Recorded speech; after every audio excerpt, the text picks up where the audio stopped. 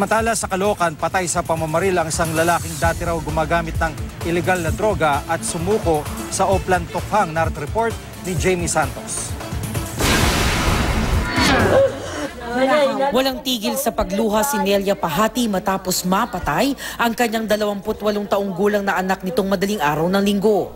Kwento ni Nelia, katatapos lang kumain ang kanyang anak na si Ricky kasama ang asawa at 5 taong gulang na anak nito sa tabi ng kanilang bahay nang may biglang dumating na mga armadong lalaki na pawang mga nakabonet at nakatakipang mukha. Nagbiro pa nga po siya. Ay, may bunit. Yung pala, ayun na nga yun. Yung pala, papatay na pala siya. Bigla na lang daw silang pinadapa ng mga armadong lalaki. Pilit na kinuha ng mga armado si Ricky pero kumapit daw sa kanyang asawa nito. Kaya maging ang misis ni Ricky, tinadyakan ng mga lalaki para bumitiw sa asawa. Hindi na nga lumabag yung tao. Sinasaksak pa nila. Namamakawa na nga yung tao eh. Sinipa nga po yun ito. Sinipa pa ho yung ano? Ang daming pasak. Pinirapan nila yung bata. Hindi nila malaban. Talagang pinatay pa nila. Naghihingal pa yung tao.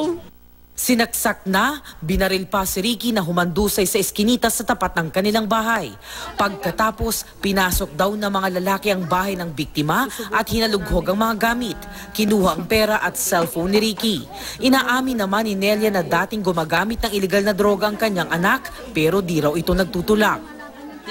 Sana po huwag nyo silang papatay. Lalo na sumuko na yung tao. Nagbago na po. Sana hindi na sila papatay. Isinuko na nga raw ito sa Oplan Tokhang ng misis nito dahil sa kagustuhan magbago. Ayon sa isang nakausap namin sa barangay hall, hindi daw hagip ng CCTV ang mga pumapasok sa eskinita ni Ricky. Pero sa kanilang monitor, makikitang nahahagip ng CCTV ang bawat pumapasok at lumalabas sa kanilang barangay. Iba naman ang laman ng draft report ng Caloocan Police.